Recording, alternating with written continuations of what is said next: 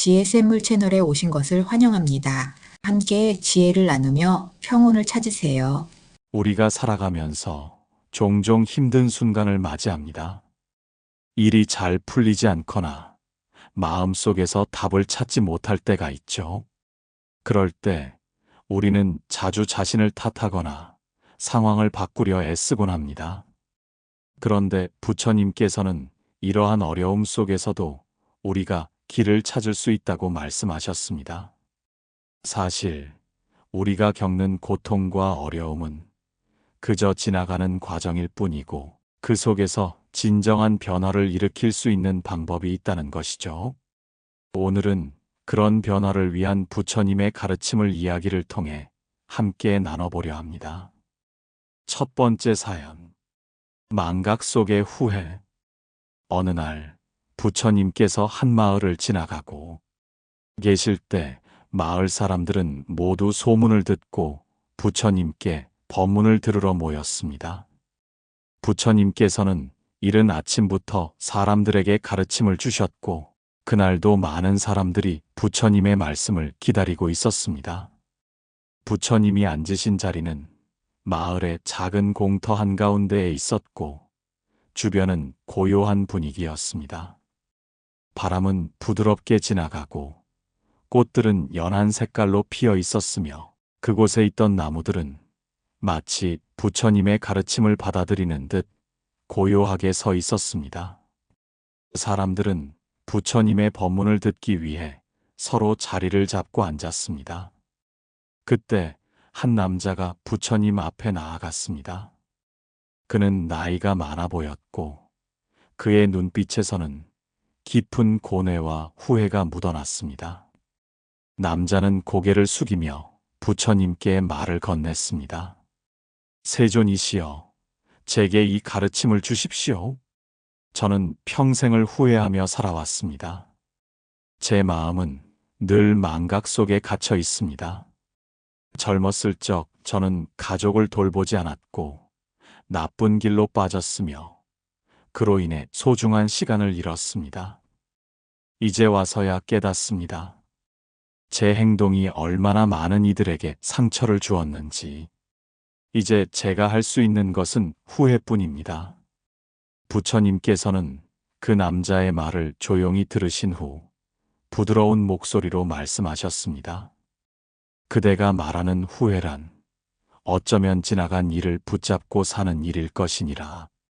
과거는 이미 흘러갔고 그 끝은 되돌릴 수 없느니라. 하지만 그대가 현재를 살아가는 방법을 배우면 후회는 더 이상 그대를 짓누를 수 없을 것이니라. 남자는 고개를 숙이며 부처님의 말씀을 듣고 있었습니다.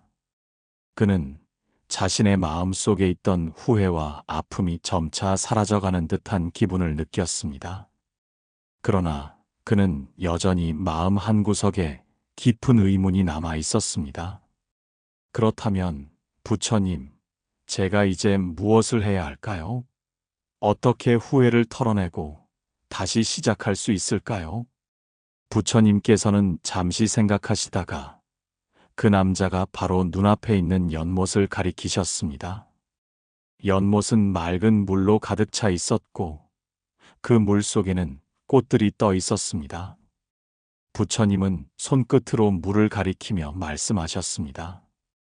보라, 이 연못의 물처럼 그대의 마음도 깨끗해질 수 있느니라. 연못 속의 물은 처음부터 맑은 물이었으나 지나가던 바람과 흙이 섞이면서 흐려졌을 것이니라. 그러나 다시 그 물이 고요히 흐르기 위해서는 시간이 필요하니라. 마찬가지로 그대의 마음도 지나온 세월의 흐름 속에서 흔들렸을지라도 그 마음의 본질은 변하지 않느니라. 지금부터 그대가 마음을 가다듬고 작은 일부터 실천하는 것, 그것이 바로 후회를 치유하는 방법이니라. 부처님의 말씀을 들은 남자는 고요하게 연못을 바라보았습니다. 그는 이제야 자신이 가지고 있던 후회의 짐을 조금이라도 덜 수 있다는 것을 깨달았습니다. 부처님은 계속해서 말씀하셨습니다. 그대가 마음을 비우지 않으면 후회는 그대를 붙잡고 놓아주지 않느니라. 자등명, 법등명이라 하여 스스로를 비추는 빛이 되어야 하느니라. 그대는 스스로를 깨끗이 하고 현재에 집중하여 하루하루를 새로운 시작으로 살아가라. 과거의 후회는 그대가 아니라 그대의 선택에 의해 바뀌는 것이니라. 남자는 부처님의 말씀을 깊이 새기며 다시 한번 고개를 끄덕였습니다. 그는 그동안 지나온 시간들, 자신이 저질렀던 실수들, 그리고 그로 인해 깊어진 후회에 대해 다시 돌아보았습니다. 그러나 이제 그는 그 후회를 끌어안고 살아가지 않겠다고 다짐했습니다. 그는 더 이상 과거에 묶여 살지 않겠다고 결심한 것입니다. 세존이시여, 제가 이제 무엇을 해야 할까요? 남자는 다시 한번 부처님께 물었습니다.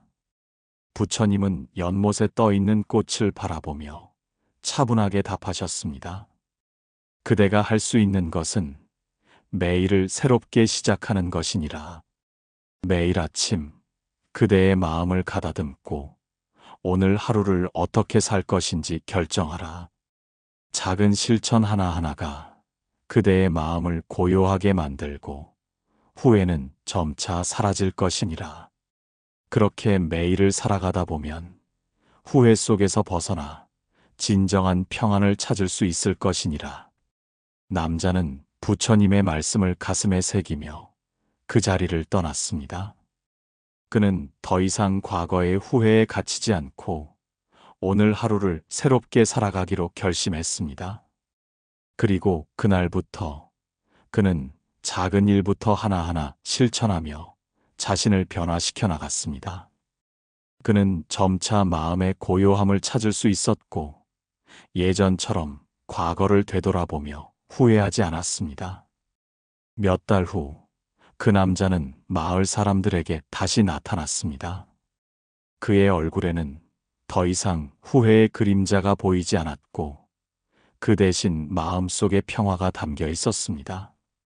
그는 다른 사람들에게도 부처님의 가르침을 전하며 삶의 방향을 새롭게 바꾸기 시작했습니다. 후회는 지나간 일에 대한 집착일 뿐입니다. 그대가 마음을 비우고 현재를 살아가면 그 후회는 점차 사라지게 될 것이니라. 부처님의 가르침은 그렇게 그의 삶 속에 깊이 스며들어 그를 변화시켰고 그가 살아가는 방식도 달라졌습니다. 그 남자는 이제 더 이상 후회 속에서 살아가지 않았습니다. 그는 현재에 집중하며 매일을 새롭게 살아갔고 그 후에는 자신도 주변 사람들도 더 많은 평화를 느낄 수 있었습니다. 이 이야기는 우리가 후회로 가득 찬 과거에 머물지 말고 현재의 선택과 실천을 통해 다시 시작할 수 있다는 중요한 가르침을 전하고 있습니다. 후회는 지나간 일에 대한 집착일 뿐입니다. 우리가 지금 이 순간을 어떻게 살아가느냐가 더 중요하다는 부처님의 가르침을 기억해야겠습니다. 두 번째 사연. 마음의 중심을 찾은 여인. 당시 부처님께서는 제자들과 함께 마가다국 외곽에 있는 한 조용한 숲속에 머물고 계셨습니다. 숲은 고요하고 푸르렀으며 새벽이면 이슬이 풀잎을 적시고 나무 사이로 새들이 노래를 불렀습니다. 바람은 부드럽게 나뭇잎을 스치고 태양은 잎 사이로 은은하게 빛을 내리쬐었습니다. 그곳은 걱정도 슬픔도 잠시 내려놓을 수 있는 평온한 자리였습니다. 그날따라 부처님께서는 연못가의 큰 나무 아래 자리를 잡으셨고 그늘 아래 모인 이들이 경건히 앉아 그분의 말씀을 기다리고 있었습니다. 그 가운데에는 눈에 띄는 여인이 한 사람 있었습니다. 나이가 40을 조금 넘었을까 싶은 그 여인은 검은 옷을 입고 있었으며 눈빛은 깊고도 공허했습니다. 그녀는 부처님을 향해 조심스럽게 다가왔고 예를 올린 뒤 조용히 말문을 열었습니다. 세존이시여, 제 이름은 비샤카입니다. 저는 왕실에서 일하던 궁녀였으며 남편과 두 아들을 키우며 살아왔습니다. 저는 남들에게는 성실하고 얌전한 사람으로 보였지만 사실 제 마음속은 늘 요동치고 있었습니다. 사람들 앞에서는 웃었지만 제 안에는 늘 불만과 걱정이 가득했습니다. 여인의 눈가에 눈물이 맺혔습니다. 그녀는 이내 고개를 숙이며 말을 이었습니다. 남편은 늘 밖을 떠돌며 저를 돌보지 않았고 아이들은 제가 해주는 말은 하나도 귀 기울여 듣지 않았습니다. 저는 제 자신이 작아지고 사라지는 기분이 들었습니다. 문득 내가 누구였는가, 나는 왜 이렇게 살아가는가라는 생각이 들어 가슴이 답답해졌습니다. 제 마음이 저를 떠난 듯 했습니다. 아무리 잘 차려진 밥을 먹어도 좋은 옷을 입어도 기쁘지 않았습니다. 부처님께서는 그 여인의 아픔을 조용히 들으시며 잠시 연못을 바라보셨습니다. 그 연못에는 연꽃이 피어 있었고 고요한 수면 위에 물결 하나 없이 맑았습니다. 부처님께서는 천천히 그녀에게 물으셨습니다. 그대는 어찌하여 스스로를 잃었는가? 그대는 마음을 바깥으로만 내던져 두었기 때문이니라. 사람이 외부의 인정과 조건에 마음을 맡기면 중심이 흔들릴 수밖에 없느니라. 그러한 마음은 늘 타인의 눈치를 보게 되고 스스로를 잊게 되느니라. 비샤카는 잠시 침묵하더니 작게 말했습니다. 하지만 세존이시여, 저는 가족을 돌보느라 제 마음을 살필 겨를이 없었습니다. 제가 바라는 건 크지 않았습니다. 그냥 작은 인정과 다정한 말 한마디였습니다. 부처님께서는 고개를 끄덕이시며 다시 말씀하셨습니다. 세상의 인정은 바람과 같아서 있다가도 사라지고 사라졌다가도 다시 오는 것이니라. 그러므로 부처의 길을 따르는 자는 밖을 보지 않고 마음 안을 들여다보아야 하느니라. 경전에도 이르기를 중생은 망상의 바다에 흔들려 마음의 근본을 알지 못하나 진리를 따르는 이는 고요한 등불과 같으니 그 마음이 흔들리지 않느니라 하였느니라. 그 여인은 천천히 고개를 들었습니다. 그녀의 얼굴에는 여전히 그늘이 있었지만 눈빛은 조금씩 변하고 있었습니다. 그러면 저는 어떻게 해야 할까요? 이제라도 제 마음을 되찾을 수 있을까요? 부처님께서는 연못에 핀 연꽃을 가리키시며 말씀하셨습니다. 연꽃은 진흙 속에서 피어나되 그 잎은 물에 젖지 않느니라. 진흙은 새 속의 괴로움과 집착이요, 연꽃은 그 괴로움 속에서 피어나는 자성의 지혜이니라. 그대 또한 지금의 괴로움을 뿌리 삼아 스스로를 돌아보면 마음의 중심을 다시 찾을 수 있느니라. 하지만 세존이시여, 제 마음은 너무 지쳤습니다. 무엇을 해야 그 길로 나아갈 수 있을지 모르겠습니다. 그때 부처님께서는 조용히 입가에 미소를 머금으시고 말씀하셨습니다. 그대여, 작은 일부터 시작하라. 새벽마다 그대의 호흡을 돌아보며 나는 지금 이 숨을 쉬고 있다고 마음을 놓아보아라. 아침 햇살을 받으며 나는 살아있다고 감사하라. 아이들의 목소리를 들을 때는 그 안에 깃든 생명의 소리를 듣고 남편의 무심한 얼굴 속에서도 이 사람도 괴로움의 중생이구나 하고 연민의 눈으로 보아라. 그렇게 매일 한 조각씩 마음의 중심으로 돌아오다 보면 어느 날 깨닫게 되리라. 마음이란 밖에 있는 것이 아니라 내 안 깊은 곳에 있다는 것을. 여인은 긴 숨을 내쉬었습니다. 그녀의 어깨는 조금 가벼워 보였고 눈빛에는 생기가 돌아오기 시작했습니다. 그녀는 부처님께 조심스럽게 여쭈었습니다. 저 같은 사람도 마음의 평안을 찾을 수 있을까요? 부처님께서는 부드럽게 답하셨습니다. 사람은 누구나 어둠을 지나 빛을 향해 걷는 존재이니라. 어둠이 깊다고 하여 빛이 없는 것이 아니며 단지 그대가 아직 등을 켜지 않았을 뿐이니라. 업장은 지은 대로 따르나 깨달음은 노력하는 자에게 반드시 찾아오느니라. 그대가 지금 이 순간부터라도 마음을 바로하고 스스로를 위로하며 살아간다면 그대는 이미 밝은 길을 걷는 중이니라. 여인은 조용히 무릎을 꿇고 부처님께 예를 올렸습니다. 그녀는 부처님의 말씀이 담긴 그 연못의 풍경을 기억 속에 새겼고 다시 일어설 용기를 얻었습니다. 그녀는 다시 가족의 곁으로 돌아가 작은 일부터 실천하며 자신을 돌보기 시작했습니다. 그리고 몇 달 후 그녀는 사람들에게 자신의 이야기를 전하며 마음의 중심을 찾는 법을 가르치는 여인이 되었습니다. 이 이야기는 우리가 세상 속에서 잃어버린 마음을 되찾기 위해 반드시 멀리 떠나야 하는 것이 아니라 지금 이 자리에서 나 자신을 돌아보고 작은 것부터 실천하는 것이 얼마나 소중한지를 일깨워 줍니다. 끝으로 부처님께서는 이렇게 말씀하셨습니다. 모든 것은 마음에서 비롯되며 마음으로 행하고 마음으로 이룬다. 고요한 마음을 지닌 자는 흔들림 없는 산과 같고 그 삶 또한 고요하느니라. 오늘도 여러분의 마음 안에 고요한 연못 하나가 피어나기를 바랍니다. 세 번째 사연. 가난에서 벗어난 상인.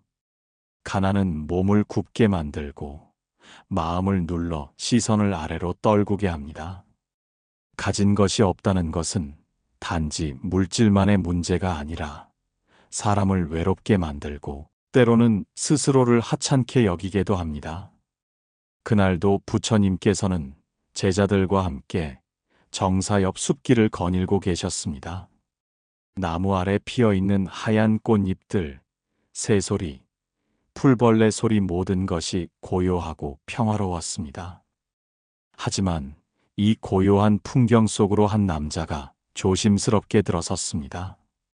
그는 누더기 옷을 입고 있었고 얼굴에는 피로와 근심이 짙게 깔려 있었습니다. 그 남자는 바닥에 이마를 대며 예를 올렸고 떨리는 목소리로 말했습니다. 세존이시여, 저는 라훌라라고 합니다. 어린 시절부터 가난하게 자라 지금은 시장에서 물건을 나르고 장작을 팔며 하루하루 연명하고 있습니다. 하지만 세존이시여, 저는 이렇게 살고 싶지 않습니다. 저는 부유해지고 싶습니다. 가족에게 좋은 음식을 먹이고 싶고 아이들에게 깨끗한 옷을 입히고 싶습니다. 하지만 아무리 애를 써도 삶은 나아지지 않았습니다. 그는 그 자리에 주저앉아 고개를 떨궜습니다. 마치 자신의 바람이 죄인 듯 부끄러운 듯 고개를 들지 못했습니다. 부처님께서는 조용히 그를 바라보시며 말씀하셨습니다. 라훌라여, 그대는 진정 부유함을 원하느냐? 아니면 그 부유함이 주는 평안을 원하느냐? 그 말에 라훌라는 잠시 멍한 표정을 짓더니 고개를 들어 부처님을 바라보았습니다. 저는 제가 원하는 것이 부유함 그 자체인지 아니면 그 부유함을 통해 얻고 싶은 평안과 자존심인지 잘 모르겠습니다. 부처님께서는 미소를 지으며 천천히 말씀을 이으셨습니다. 사람은 흔히 물질의 넉넉함을 추구하지만 실상 그 마음 깊은 곳에서는 부족하지 않다는 느낌을 원하느니라. 하지만 가난을 벗어나는 길은 단지 금전을 모으는 데 있는 것이 아니라 마음을 바르게 하고 올바른 원인을 심는 데에 있느니라. 라훌라는 조심스레 여쭈었습니다. 그렇다면 세존이시여, 제가 어떻게 해야 올바른 원인을 심을 수 있겠습니까? 저는 매일같이 고된 일을 하면서도 번번이 손해를 보고 사기까지 당하곤 합니다. 착하게 살고자 해도 세상은 너무 거칠고 제가 뭘 잘못하고 있는지 모르겠습니다. 부처님께서는 가까이 있던 나뭇가지를 들어 땅에 원을 하나 그리셨습니다. 라훌라여, 이 원을 보아라. 이 원은 내 마음이요. 그 안에 무엇을 채우느냐에 따라 내 삶이 달라지느니라. 경전에도 이르기를 지혜로운 이는 보시와 계율을 실천하고 바른 말과 정직한 행위를 쌓으면 재물이 늘어나되 근심은 줄어들고 복덕은 스스로 따르느니라 하였느니라. 그 말을 듣고 라훌라는 고개를 갸웃하며 물었습니다. 보시라 하셨는데 저는 가진 것이 거의 없습니다. 이런 저도 베풀 수 있을까요? 부처님께서는 고개를 끄덕이며 말씀하셨습니다. 재물만이 보시가 아니니라. 따뜻한 말 한마디, 미소, 노동, 지혜 이 모두가 보시이니라. 그대가 장터에서 물건을 옮길 때 한 번 더 성실하게 일하고 남에게 속이지 않고 정직한 값을 매기며 상대의 얼굴을 바라보며 진심으로 대한다면 그것이 곧 보시가 되느니라. 라훌라는 그 말을 듣고 한참 동안 말이 없었습니다. 그는 어쩌면 단지 더 많이 벌기 위해서만 일을 했을 뿐 자신이 어떻게 살아가는지는 돌아보지 않았다는 걸 그제야 깨달은 듯 했습니다. 세존이시여, 저는 장사에서 이기려 했고 눈앞의 이익만 좇았습니다. 그래서 믿음을 잃고 다시 찾지 않는 손님들이 많았습니다. 제가 지혜롭지 못했음을 이제야 알겠습니다. 부처님께서는 그를 따스하게 바라보시며 말씀하셨습니다.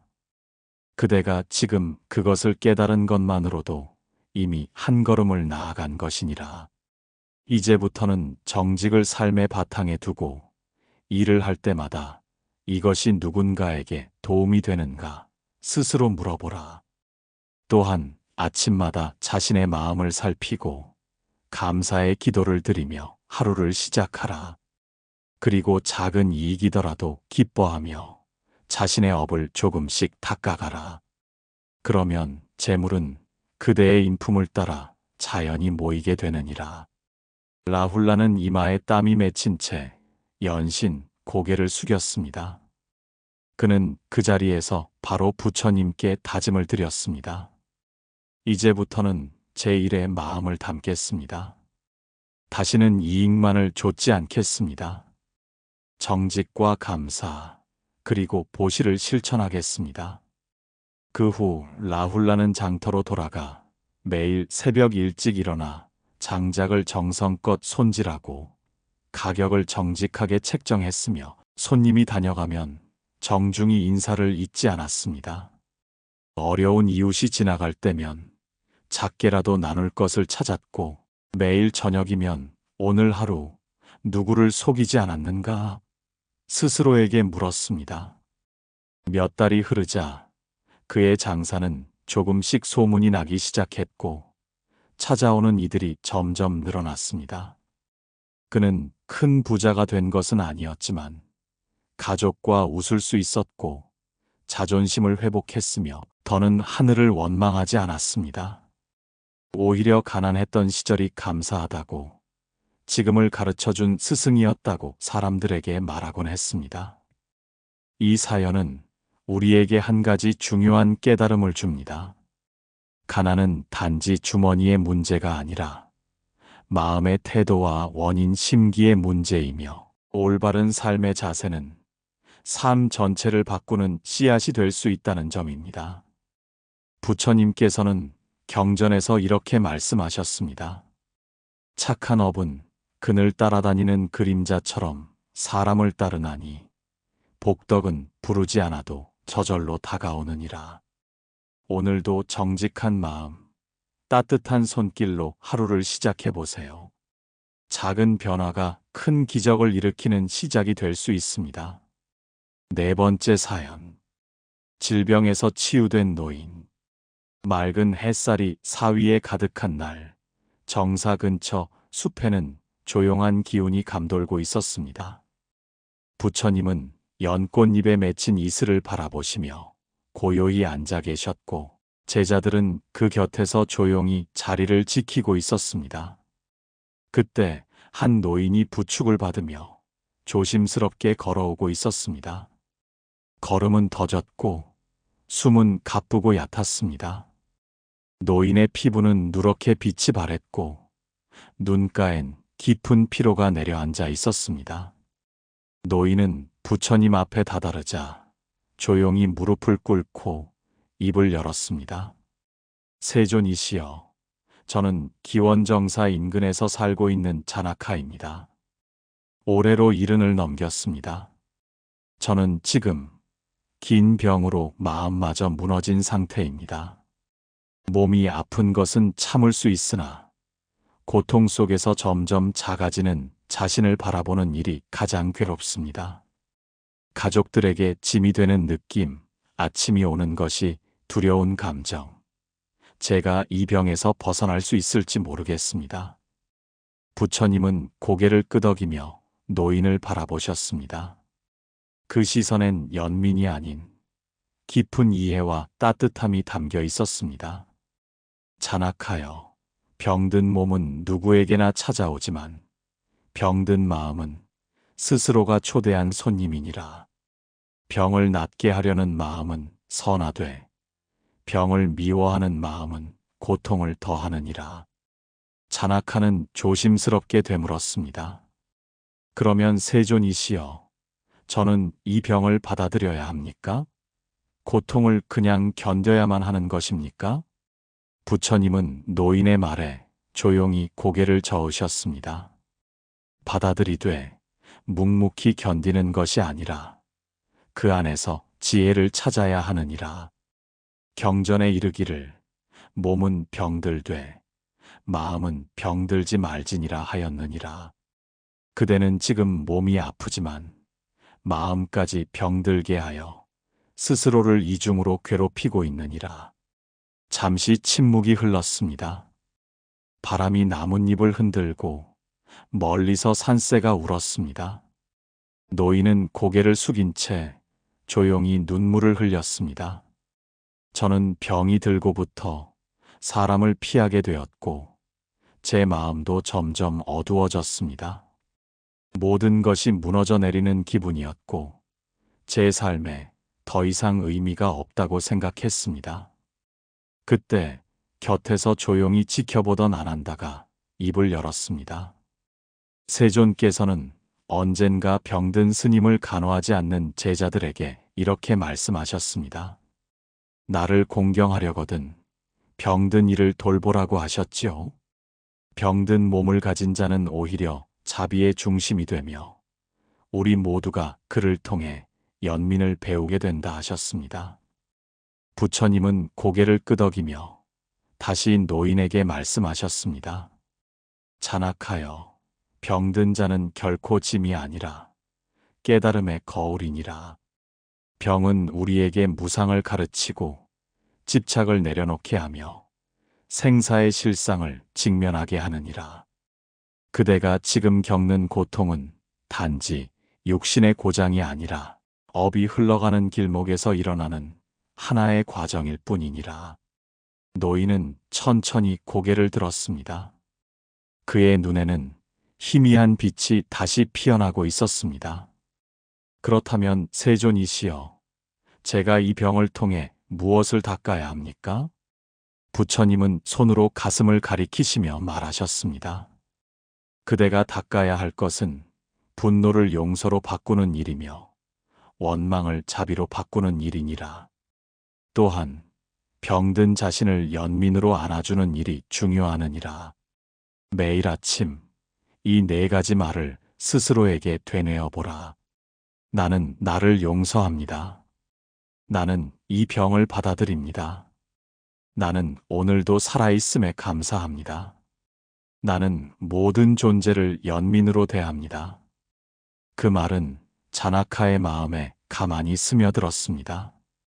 그는 마치 오랫동안 외워온 주문처럼 그 말을 조용히 따라했습니다.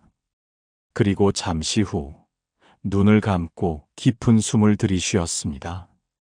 그날 이후 자나카는 아픈 몸을 억지로 일으키려 하지 않았습니다. 대신 하루하루의 순간을 담담히 바라보았습니다.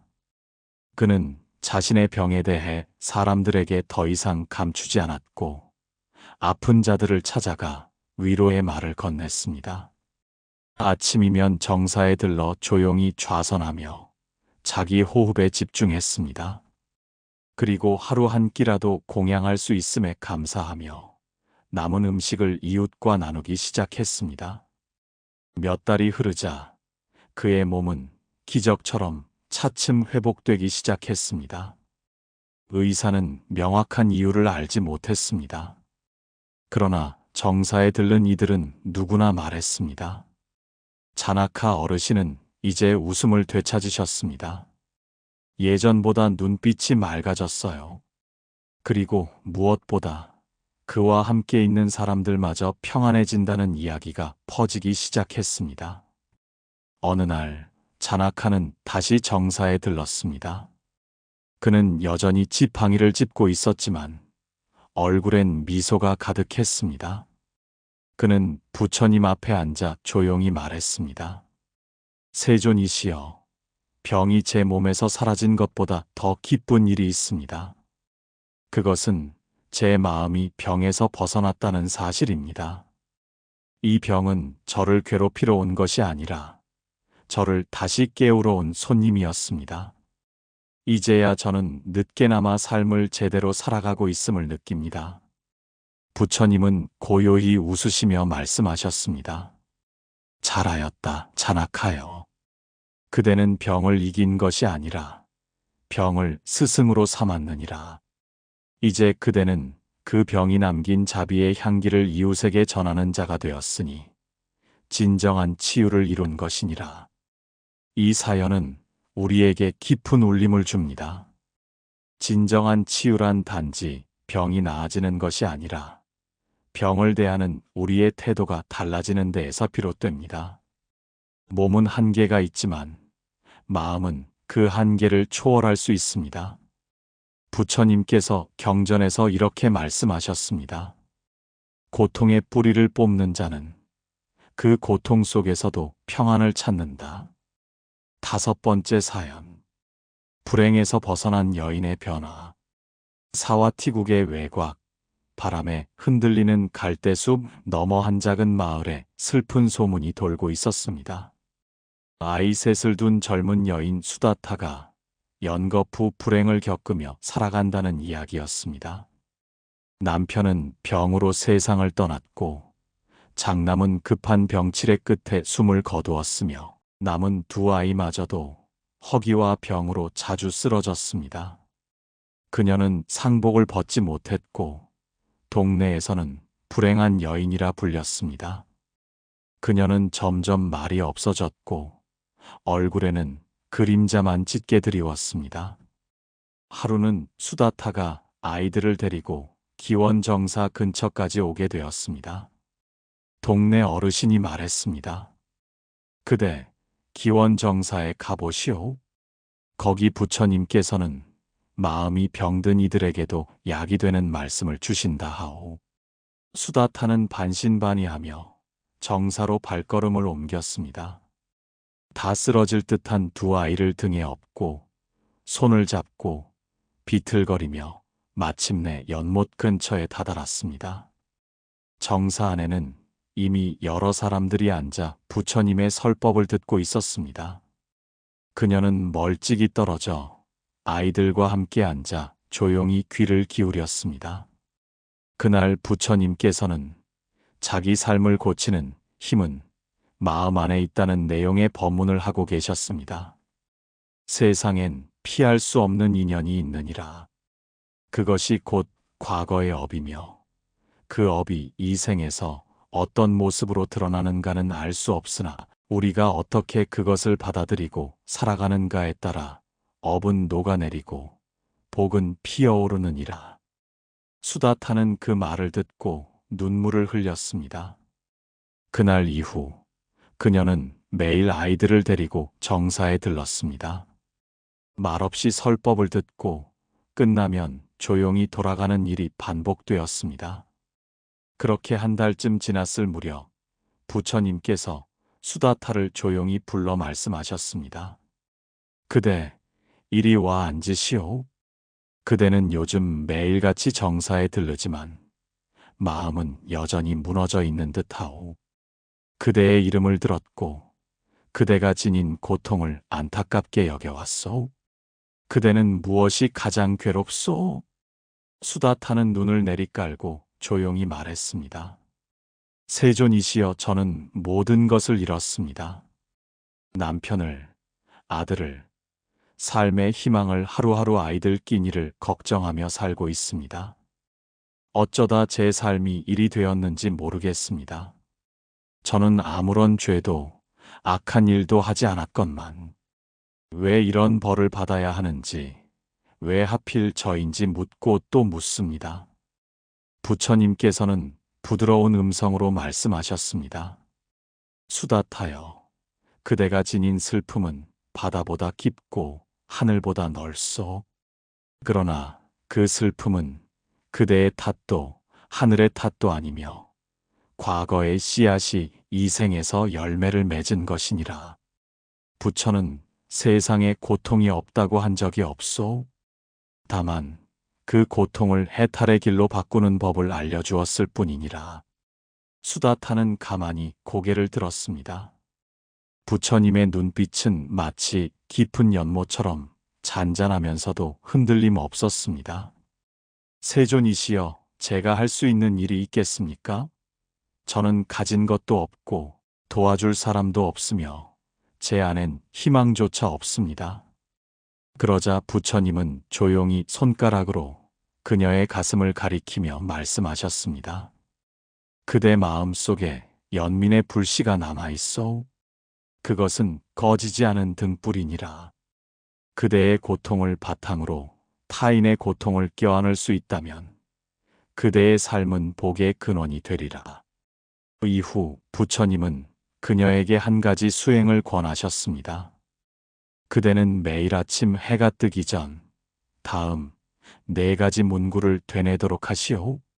나는 과거의 업을 내려놓습니다. 나는 오늘 이 순간을 살아갑니다.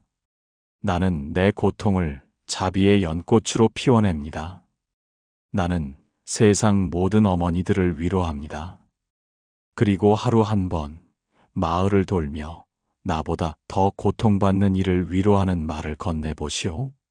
처음엔 어렵겠지만 차츰 그대의 말이 약이 되고 그 약은 그대에게도 다시 돌아오리다. 수다타는 그날부터 매일 새벽마다 2 손을 모으고 부처님이 가르쳐 주신 글귀를 읊조려왔습니다. 그리고 하루에 1명씩 이웃들에게 따뜻한 인사를 건넸습니다. 힘드시죠? 저도 그래요. 혹시 도와드릴 일 없을까요? 당신 아이는 참 건강해 보여요. 참 부럽습니다. 처음엔 낯설어하던 마을 사람들이 점차 그녀를 다시 보게 되었습니다. 상복 대신 수수한 옷차림, 침묵 대신 부드러운 인사, 절망 대신 작은 미소를 띠는 그녀는 마을의 온기를 되찾는 사람으로 여겨졌습니다. 그녀의 둘째 아이는 이웃의 도움으로 공부를 다시 시작했고 막내는 정사에서 스님들이 공양으로 준 죽을 먹으며 몸이 회복되었습니다. 시간이 흐를수록 수다타는 불행한 여인이 아니라 강한 어머니로 불리게 되었습니다. 몇 달 후 다시 정사에서 부처님을 뵌 수다타는 무릎을 꿇고 말했습니다. 세존이시여, 저는 아직도 아픕니다. 하지만 이제는 알겠습니다. 그 아픔은 제가 감당할 수 있는 것이었고 제가 나눌 수 있는 것이었습니다. 저를 괴롭히던 질문, 왜 하필 나인가가 이제는 내가 겪은 고통으로 누구를 위로할 수 있을까로 바뀌었습니다. 부처님은 그 말에 미소 지으시며 말씀하셨습니다. 그대는 이제 마음의 길을 걷고 있소. 고통을 받아들인 자만이 자비의 길에 들어서게 되며 그 자비는 그대를 다시 복의 자리로 이끄는 것이니라. 경전에 이르기를 마음이 밝아지면 그 사람의 삶도 밝아진다 하였느니라. 수다타여, 그대는 이미 복의 씨앗을 뿌렸고 그 열매는 이제 피어나고 있소? 이 5번째 사연은 우리에게 삶의 진짜 전환은 외부의 변화가 아니라 내가 무엇을 받아들이고 무엇으로 바꾸어 살아가느냐에 있다는 사실을 일깨워 줍니다. 부처님께서 법구경에서 말씀하신 바 있습니다. 어떠한 고통도 깨달음을 위한 씨앗이 되나니 이를 돌보는 이는 복을 얻게 되리라. 지금까지 우리는 부처님의 가르침을 따라 5사람의 삶이 어둠에서 빛으로 나아가는 과정을 함께 걸어왔습니다. 망각 속에서 후회를 안고 살던 이 자신을 잃어버렸던 여인, 가난으로 마음까지 갇혀있던 상인, 질병 앞에 무력했던 노인, 그리고 불행이라 여겨졌던 삶을 다시 바라보게 된 여인까지. 이들의 공통점은 이럴 수밖에 없다는 생각에서 한 발짝 벗어나 부처님의 말씀을 마음에 새기며 다시 한번 삶을 바라본 것이었습니다. 고통은 끝이 아니라 전환점이었습니다. 그들이 그 사실을 깨달았을 때 기적처럼 변화가 시작되었지요. 우리가 살아가는 이 하루하루도 마찬가지입니다. 누구나 삶 속엔 풀리지 않는 아픔 하나쯤은 안고 삽니다. 그러나 부처님은 말씀하셨습니다. 그대가 마음을 돌이키면 업도 복이 되느니라. 이 말처럼 오늘 우리가 품고 있는 괴로움도 언젠가는 누군가를 위한 자비의 씨앗이 될 수 있음을 기억해 주시기를 바랍니다. 오늘 이야기가 여러분 마음속에 작은 등불 하나 밝혀졌다면 앞으로도 함께 걸어갈 수 있도록 구독과 좋아요, 그리고 알림 설정도 잊지 말아주세요. 여러분 한 분 한 분의 이야기가 또 다른 누군가에게는 큰 위로가 됩니다. 다음 영상에서도 부처님의 따뜻한 말씀으로 다시 인사드리겠습니다. 오늘도 마음 평안하시기를 바라며 고맙습니다. 지혜샘물 채널을 시청해 주셔서 감사합니다. 오늘의 가르침이 여러분의 마음에 평화를 주기를 바랍니다. 구독과 좋아요 부탁드립니다.